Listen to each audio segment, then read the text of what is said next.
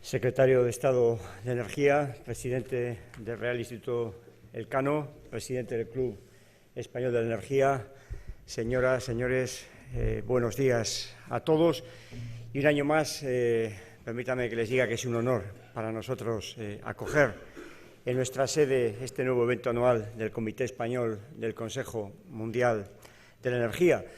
Un consejo con el cual el compromiso de Repsol es firme, una institución que es cuasi centenaria, en la cual participamos más de 3.000 organismos de toda índole, de más de 90 países, y que tenemos un objetivo claro, que es contribuir a la promoción de una energía accesible para toda la sociedad y, además, que podamos tener un entorno energético medioambientalmente sostenible. Y con esta idea en mente, nuestra presencia en el Consejo Mundial de la Energía se ha orientado hacia un continuo esfuerzo por convertir a nuestra compañía en un actor de cierta relevancia en este debate y, a su vez, por ende, impulsar el debate energético en el ámbito español. Y yo creo que poco a poco esta idea de que la energía es un vector clave en el proceso de globalización que estamos viviendo va permeando en la sociedad.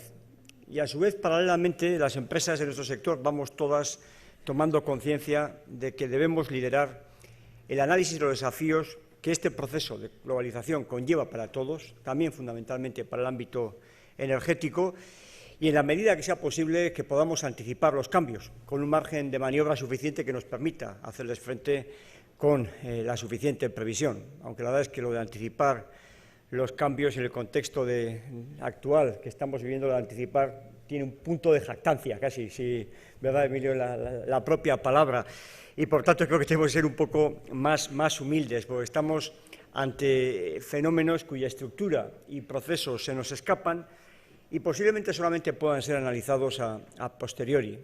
Hay una frase, que no sé si la dijo o no, pero se la atribuye a Heródoto, que afirma que los historiadores son los únicos profetas capaces de predecir el pasado. Yo creo que en el complejo asunto de los precios de la energía y del petróleo podríamos también incluir a los analistas en el campo y en el gremio de los historiadores. Pero bueno, si entendemos lo de anticipación como la capacidad de comprender los grandes motores y las condiciones de contorno que contribuyen a configurar el proceso de globalización que estamos viviendo, entonces no debemos de perder como mínimo de vista lo que está pasando en lo que son nuestros entornos más próximos.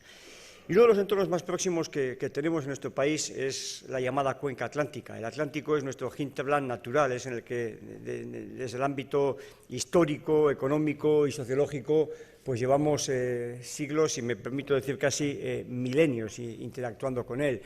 Y cuando hablamos de la cuenca atlántica estamos hablando de un área vasta, grande en términos geográficos, que incluye la Unión Europea, Norteamérica, por supuesto todo Iberoamérica, África, que ha sido el centro de gravedad del mundo durante muchos siglos y que está viéndose completamente transformado por el proceso de globalización. La primera transformación está sucediendo en que muchas de las economías y los países iberoamericanos están pasando a la categoría de emergentes en este proceso de globalización. Y, a su vez, está habiendo también en las últimas décadas un claro desvío o movimiento del centro de gravedad o del eje de la cuenca atlántica, fundamentalmente traccionado por Asia y por el Pacífico, hacia lo que puede ser la cuenca del Pacífico. Yo creo que un buen ejemplo de esto es el acuerdo que se ha alcanzado el pasado mes sobre el acuerdo transpacífico, el TPP, en las siglas en inglés, que muestra fundamentalmente dos cosas. Por un lado, la ambivalencia, en términos tanto geopolíticos como en términos económicos, de los Estados Unidos hacia las dos cuencas, la atlántica y la pacífica. Y también este acuerdo demuestra la diferente percepción que las dos cuencas tienen en el ámbito latinoamericano. Hay 3 países latinoamericanos únicamente que han suscrito este acuerdo inicial: México, Perú y Chile.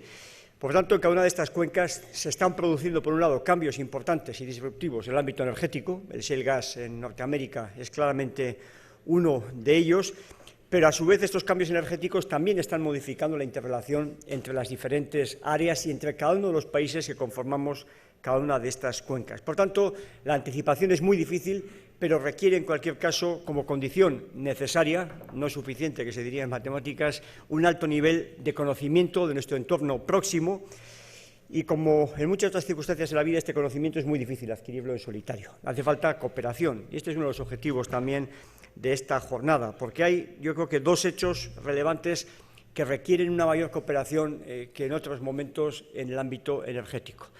La primera, la necesidad de un acuerdo en materia de cambio climático en la próxima cumbre de las partes que tendrá lugar en París en diciembre.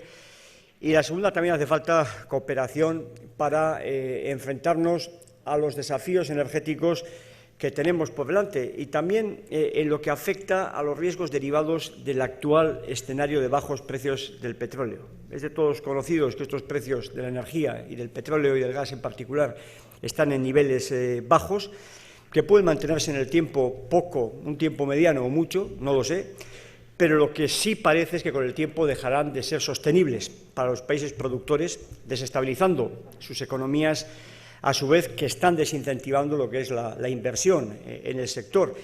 Y la suma de estos dos efectos, por un lado la desestabilización de países productores y por otro lado la falta de inversión, puede dar lugar a un escenario en el que la demanda está creciendo y la oferta va a tener dificultades de ofrecer con garantía y flexibilidad lo que la demanda requiere, un efecto a medio-largo plazo en el que podríamos pasar a un escenario de precios elevados que podrían incluso poner en riesgo la recuperación que empieza a ser ya un hecho en nuestras sociedades. Por tanto, yo creo que para dar una mayor estabilidad y predictibilidad al mercado energético y, a su vez, asegurar un amplio consenso en la materia que tiene que ver con la sostenibilidad y el cambio climático y la interrelación con la energía, es también importante reflexionar sobre la conveniencia de refundar la gobernanza de las instituciones energéticas.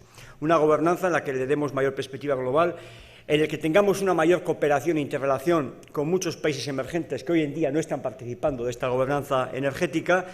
Por tanto, una gobernanza energética que sea más inclusiva, que sea más participativa, y creo que necesita buenas dosis de confianza, comprensión y diálogo entre todos sus actores para que tengamos un ámbito de cooperación internacional que nos permita entender mucho mejor los fenómenos que tenemos por delante. Estos son, desde mi punto de vista, en forma sucinta, los retos que tenemos en la jornada de hoy: el análisis de la cuenca atlántica, el análisis de la gobernanza energética, por supuesto los retos de sostenibilidad que tenemos en el ámbito global, pero también concretamente en el ámbito energético de cara a la cumbre de París. Y, por supuesto, yo espero que esto sea un debate enriquecedor. Sin duda lo va a ser, teniendo en cuenta los expertos que nos van a acompañar hoy a lo largo de la jornada y que han tenido la amabilidad de compartir con nosotros este día. Y estoy seguro de que va a ampliar nuestra visión sobre todos estos asuntos. Por tanto, muchas gracias a todos los que van a participar en la misma. Gracias, por supuesto, al secretario de Estado, al Real Instituto Elcano y al Club Español de la Energía por la contribución a esta jornada y, por supuesto, gracias a todos ustedes por su asistencia. Y, sin más, les intervendrá a continuación el presidente del Real Instituto Elcano, Emilio Lamo de Espinosa. Muchas gracias.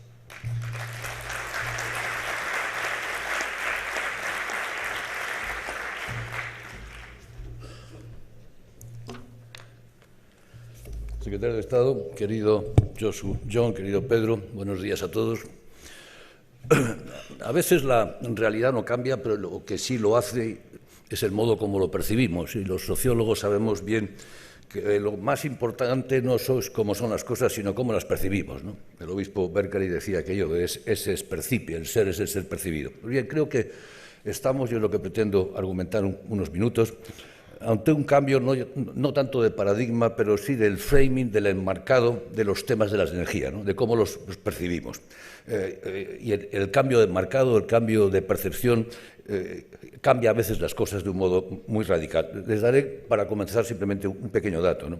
Según nuestro barómetro de opinión pública reciente, el 52% de los entrevistados en España considera que el calentamiento global es una amenaza muy importante, solo por detrás del terrorismo islamista, está hecho evidentemente antes de estos atentados, y del denominado Estado Islámico y el narcotráfico. Pero la seguridad del abastecimiento energético se sitúa inmediatamente después, siendo considerada una amenaza muy importante para el 42% de los entrevistados en España y bastante importante para otro 40%, por lo tanto, más de un 80%.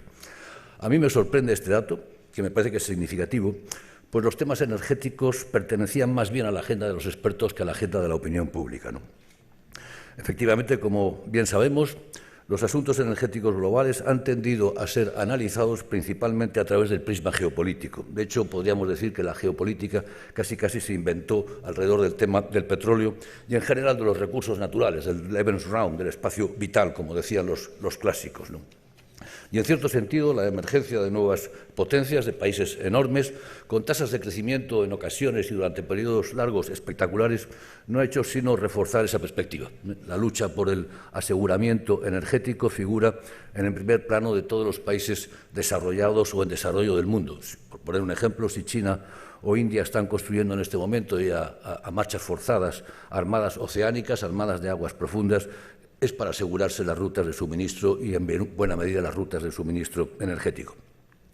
Yo creo que, sin embargo, la globalización ha venido a cambiar, si no la realidad, de momento, al menos sí el discurso y el sentido y, por tanto, las prioridades. ¿Por qué? Porque, en el fondo, a medida que avanza el proceso globalizador, y es sin duda alguna uno de los fenómenos más importantes de nuestro tiempo, aparecen más y más problemas que antaño podían ser abordados dentro del marco de los Estados, pero que hoy requieren la colaboración no ya de Estados vecinos, sino de regiones enteras o incluso, con frecuencia, de toda la humanidad, ¿no?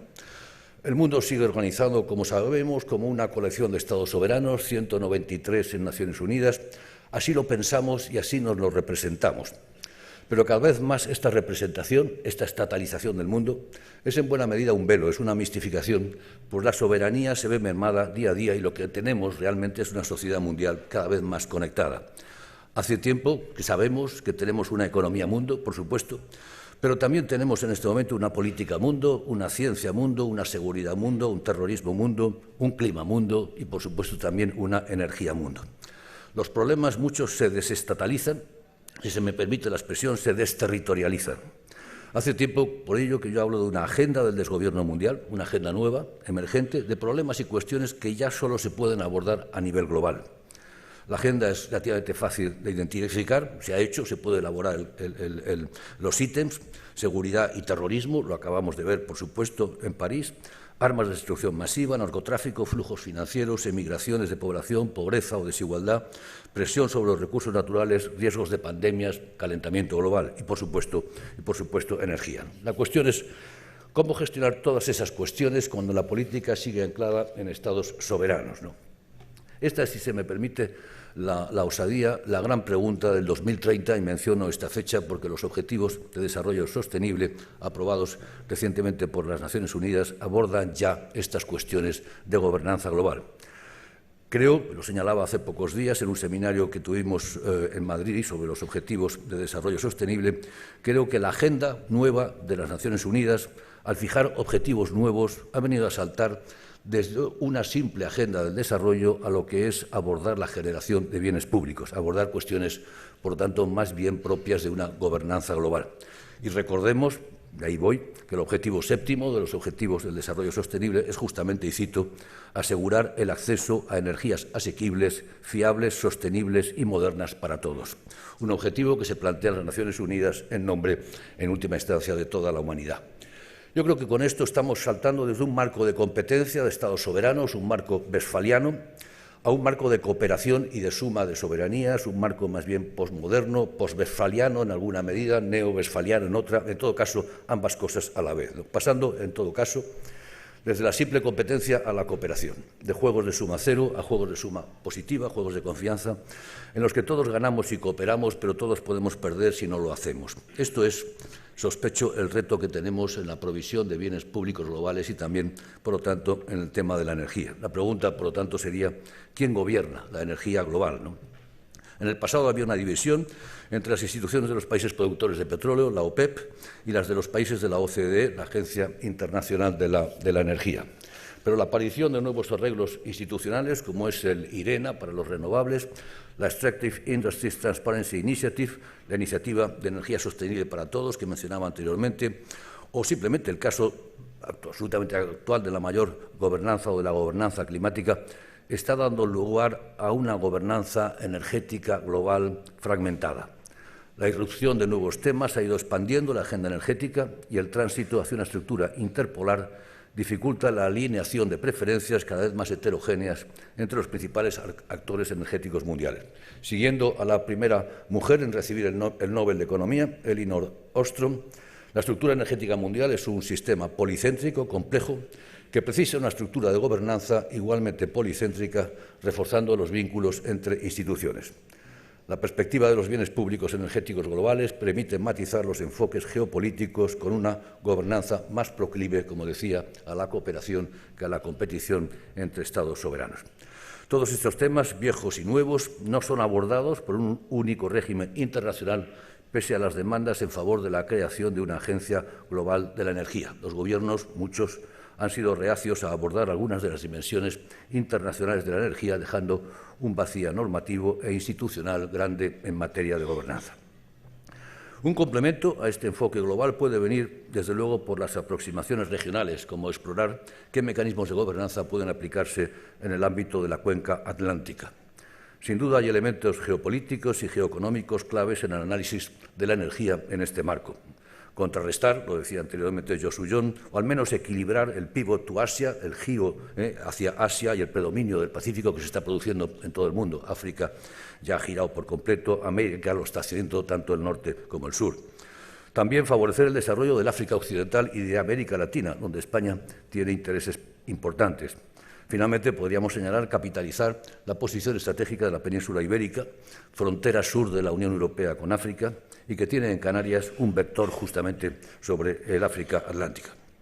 Pero incluir América Latina y África Occidental en la gobernanza transatlántica tiene un valor intrínseco y puede mejorar mucho la pauta de interdependencia energética en la región. Por eso, en el Real Instituto Elcano, hace ya años, y veo aquí a Paul Isbell, que ha trabajado con nosotros mucho en este tema, nos venimos ocupando del Atlantic Basin Initiative, de la iniciativa justamente del Atlántico. Y por eso también publicamos hace meses un informe que se titulaba Mirando al Sur, en el que animábamos a los españoles a mirar mucho más hacia el sur, hacia el Magreb, por supuesto, una región fundamental para nosotros, pero también más allá hacia el África subsahariana, una región enorme con un crecimiento demográfico y económico espectacular, que es un gran riesgo, lo estamos viendo, pero también una gran oportunidad para España, que está ya bien emplazada en el Atlántico Sur, aunque de momento solo en la ribera americana. Desde el Instituto Elcano nos congratulamos de compartir con el CECME la relevancia de ambos asuntos, la gobernanza global y la cuenca atlántica, y de haber podido dedicarlos sendos paneles en estas jornadas. Termino agradeciendo una vez más, creo que por tercera vez, la invitación que se nos hace para participar en estas jornadas. Darle las gracias a Antonio Brufao, presidente de Repsol, a Repsol como tal. Agradecemos enormemente el apoyo que nos presta en las tareas del Instituto Elcano. A Arturo Gonzalo, presidente del CECME, gran colaborador del Instituto. A Pedro Minó, también presidente de Enerclub. Y muchas gracias a todos ustedes por su asistencia. Buenos días.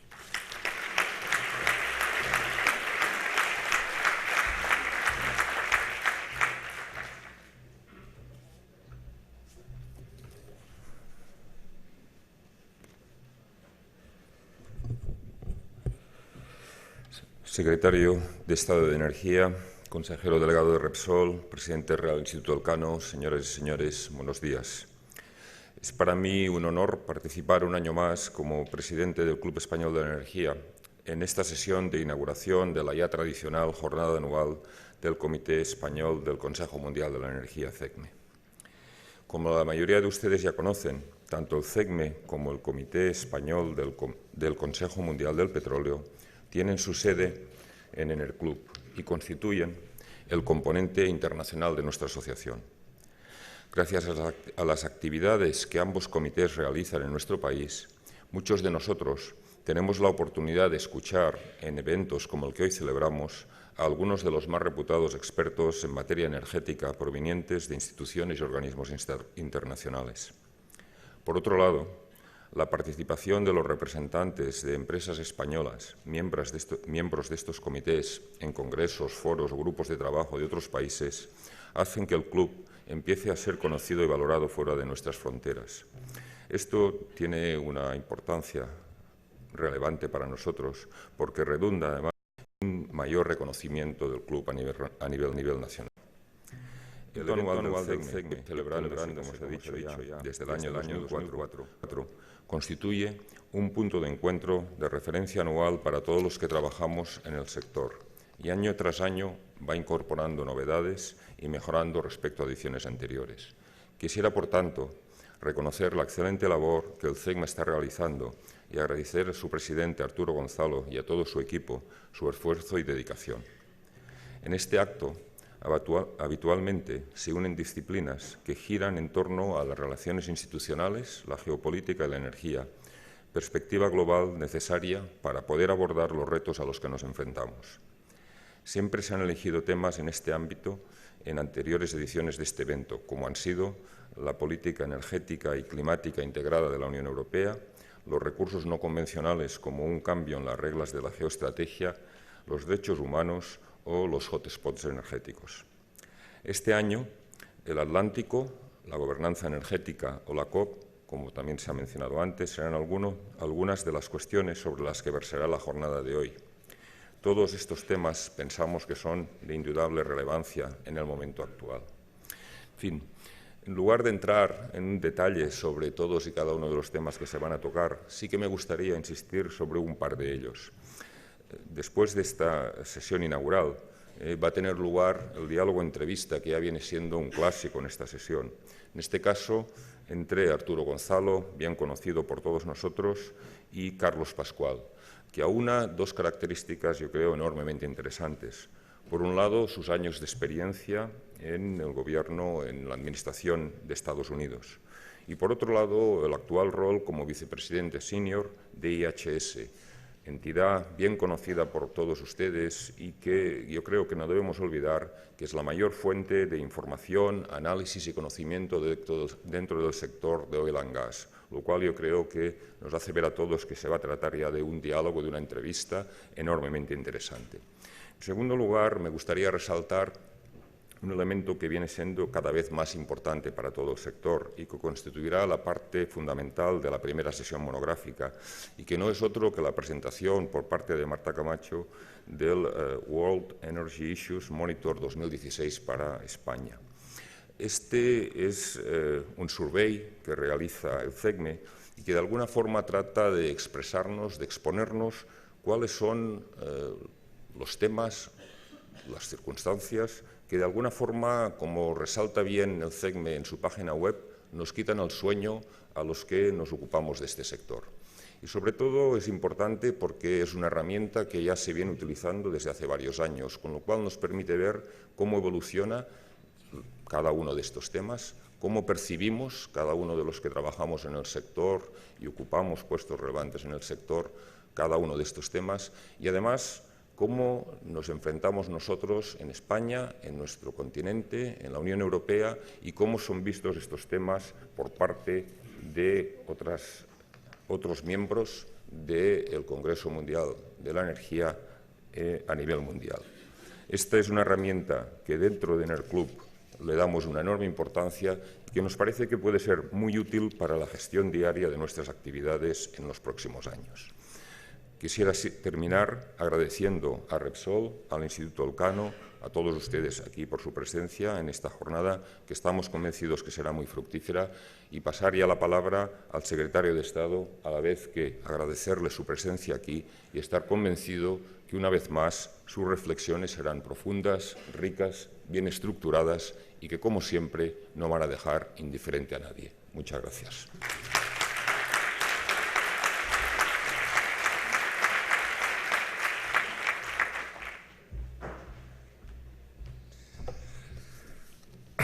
Buenos días. Yo quiero, en primer lugar, agradecer la invitación a este encuentro anual del Comité Español del Consejo Mundial de la Energía. Agradecer a Josuyan que sea nuestro anfitrión hoy aquí en estas magníficas instalaciones que tiene Repsol. Y a Pedro por su introducción y que luego me recuerde que le invite a un café.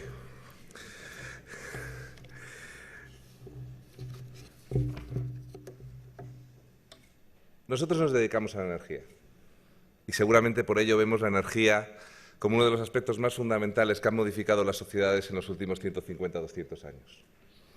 Pero seguramente también tenemos razón. La humanidad, hasta 1800, 1820, se comportaba de una manera o vivía de una manera y a partir de entonces ha vivido de otra.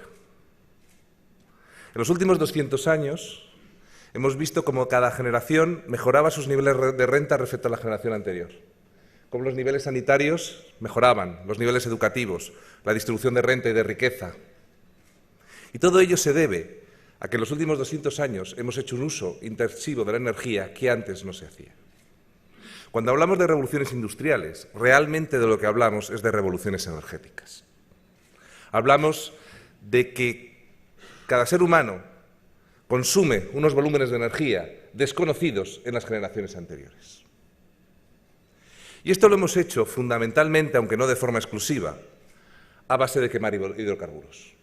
Primero el carbón, luego el petróleo, y ambas fuentes de energía han sido y siguen constituyendo uno de los elementos fundamentales de los que obtiene la humanidad gran parte de la energía que usa. El problema es que nos hemos dado cuenta recientemente que lo que hasta entonces creíamos que era un bien libre, la atmósfera, ya no lo es.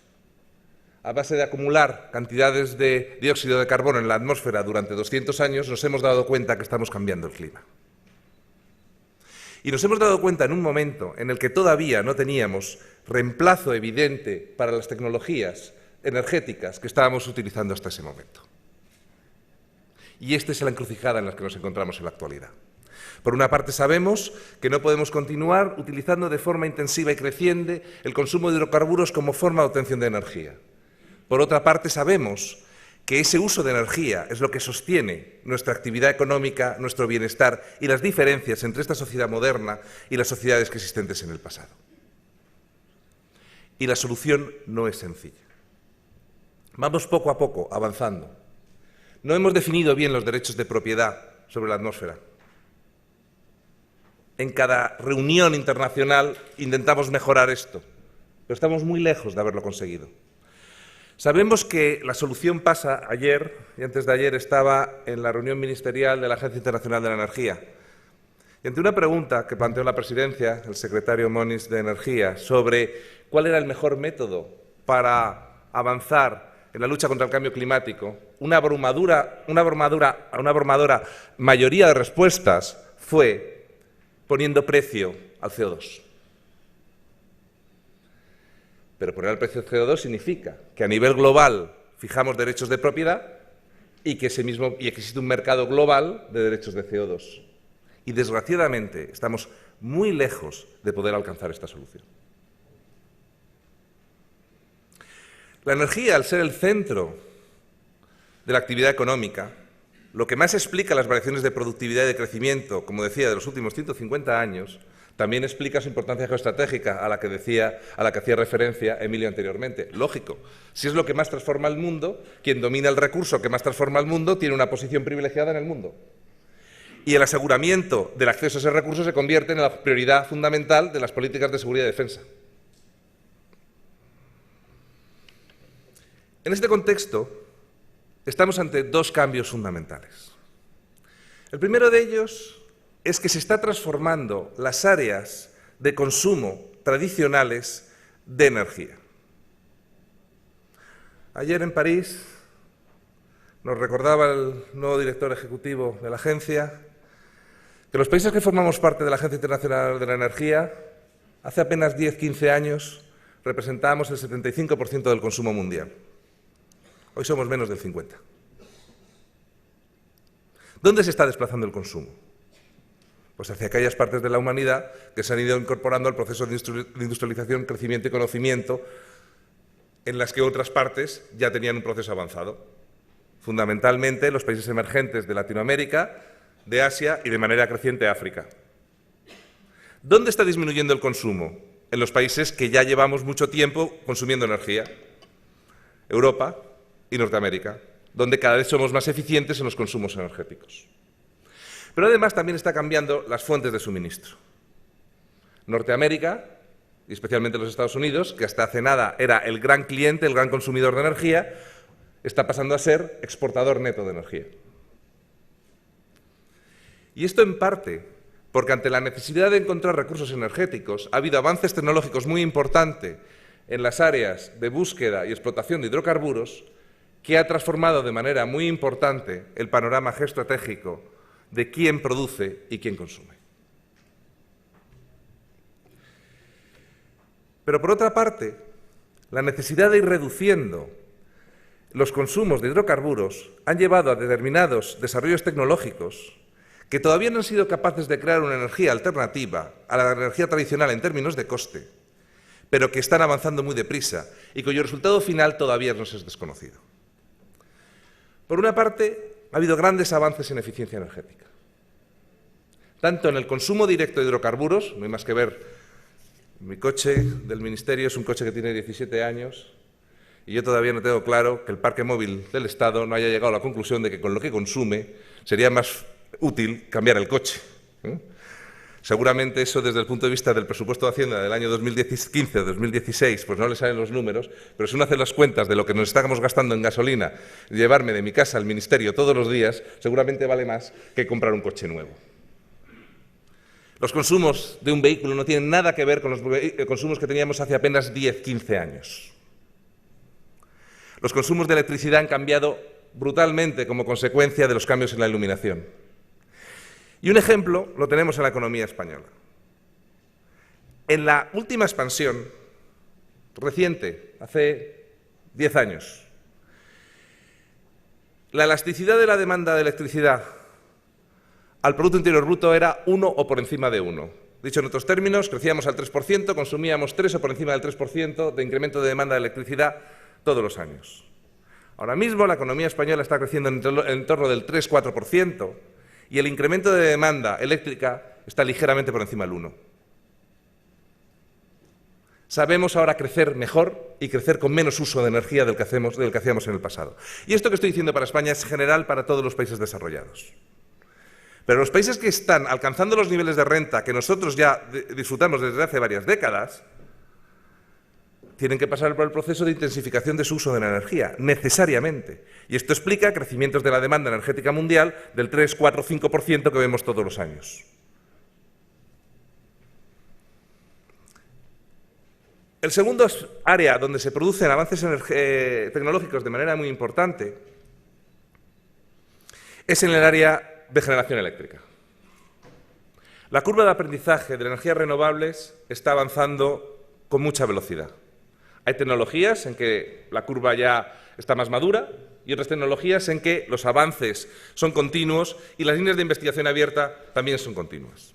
Todavía ninguna tecnología ha alcanzado el nivel de poder competir de igual a igual con las energías convencionales, pero se van aproximando. Pero todavía faltan rupturas tecnológicas que no sabemos cuándo se van a producir, que esperemos que se vayan a producir, pero que todavía no podemos predecir cuándo van a ocurrir y cuándo van a producir el gran cambio de pasar a producir energía eléctrica con fuentes convencionales a pasar a producir energía con fuentes renovables. En este periodo de transición, la forma de introducir mayor renovable es a través de subsidios, de subvenciones, o bien procedente de los presupuestos o bien procedente de los consumidores. Y aquí tenemos los incentivos bastante mal colocados. Porque aquellos países que se mueven primero y subvencionan más, pagan la curva de aprendizaje a los demás. El ejemplo de España, año 2007 y 2008, donde pusimos más placas fotovoltaicas que el resto de la humanidad, a un precio 10 o 12 veces superior al que tendríamos ahora si pondríamos esas placas fotovoltaicas en estos momentos. Dicho en otros términos, esperar es rentable. Y, sin embargo, la lucha contra el cambio climático exige actuar. Esta discrepancia entre los incentivos y el resultado final no está resuelta. Y depende, básicamente, de las posiciones ideológicas de cada gobierno y de lo que dispuesto que esté cada país en invertir en energías renovables para luchar contra el cambio climático, sabiendo que el primer entrante es perdedor en el juego de competitividad a largo plazo. También a esto ayuda que los objetivos de cambio climático se fijan respecto a determinadas fechas. Usted tiene que tener tanta reducción de carbono para el año 2020 o tanta cantidad de energías renovables para el año 2020, con independencia de la trayectoria que se haya alcanzado hasta esa misma fecha. Con lo cual se puede dar la paradoja de que un país no cumpla con el objetivo en 2020, pero su lucha contra el cambio climático haya sido mucho más intensa si durante el camino invirtió mucho más que otros, que entraron más tarde dentro del juego. Otro de los aspectos en los que el proceso de investigación y desarrollo está avanzando mucho es en el del almacenamiento de energía. Fundamental para electrificar el transporte. Al mismo tiempo que está avanzando la eficiencia en el uso del motor de combustión. Hay una especie de carrera entre cuál de las dos tecnologías va a responder más deprisa al reto. Pero nuevamente, aquí necesitamos rupturas tecnológicas sobre las tecnologías que tenemos en la actualidad. Las tecnologías que tenemos en la actualidad tienen un límite respecto a su capacidad de penetración en el transporte. Hay líneas de investigación abierta. Alguna tendrá éxito, no sabemos cuándo. Esto hace que para la gestión de la política energética y para las decisiones de las inversiones de política energética, de las decisiones de los inversores en energía, el mundo al que nos enfrentamos es un mundo enormemente incierto. Por una parte sabemos las tendencias a las que nos movemos, y esas tendencias van a ser una realidad.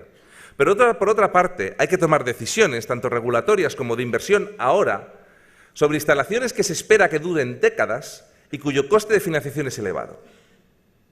En ese ambiente de incertidumbre, lo que se ha hecho en líneas generales ha sido garantizar la rentabilidad de determinadas tecnologías por aquello de que eran favorables al cambio climático. Pero al hacerlo, hemos distorsionado enormemente los mecanismos de mercado. Y esto no tiene una solución evidente a corto plazo. No tiene una solución evidente a corto plazo. Como tampoco la tiene cómo se puede realizar el esfuerzo de investigación y desarrollo de manera compartida. Para que el esfuerzo de investigación y desarrollo tenga éxito y vaya más deprisa, es preciso compartir información. Pero ¿cómo va a compartir información quien la ha generado con inversión propia y con recursos propios? Nuevamente tenemos una paradoja entre la necesidad del incentivo individual y la necesidad colectiva de avanzar en la investigación y desarrollo. Por lo tanto, desde el punto de vista práctico, ¿qué podemos ir haciendo? Por una parte, hay que ser conscientes de que todavía y durante mucho tiempo los hidrocarburos van a estar presentes. No hay forma de sustitución a corto plazo sin perder niveles de renta y niveles de bienestar brutales.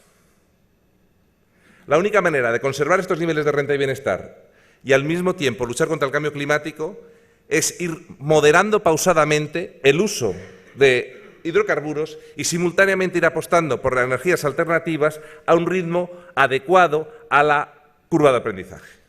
Por lo tanto, la clave está en invertir mayor número de recursos en esa investigación y desarrollo que podemos hacer entre muchos países, que podemos hacer entre muchas empresas para acelerar estos procesos que estaba diciendo.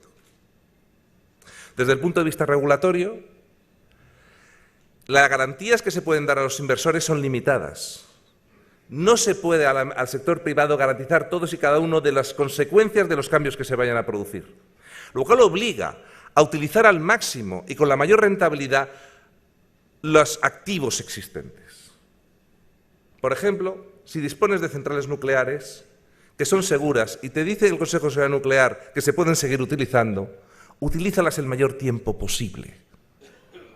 No obligues a realizar inversiones en generaciones alternativas cuando todavía no sabes cuál es el paradigma tecnológico al que nos vamos a enfrentar dentro de 10 o 15 años. Invierte todo lo que puedas en eficiencia. La eficiencia es la mejor forma de luchar contra el cambio climático. Ahí no te puedes equivocar. En un menor uso de la energía no te puedes equivocar. Y apuesta por las tecnologías a medida que éstas vayan siendo evidentes que su grado de maduración es más alta. Por último, hace falta un esfuerzo colectivo. Una mayor coordinación internacional, tanto en las áreas de investigación como en las áreas de reparto de costes, criterios más objetivos a la hora de repartir la reducción de derechos, la reducción de CO2 y distribuir el riesgo de las tecnologías renovables en cuanto que estas son intermitentes, incrementando el tamaño de los mercados. Y para ello no hay otra alternativa que aumentar el nivel de interconexión entre las distintas áreas, dentro de cada una de las áreas económicas del mundo y entre ellas y el área de al lado. Un ejemplo es España. España es el puente entre África y Europa. España tiene que estar mucho mejor interconectada con Europa y tiene que ayudar a interconectar Europa con África. Y mientras, seguir siendo enormemente vigilantes sobre cómo van evolucionando las cosas, cómo van evolucionando las emisiones de CO2 y su consecuencia sobre la temperatura global, y utilizar eficiente y racionalmente las señales de precio para dar las señales correctas a todos los consumidores y a todos los productores. Muchísimas gracias.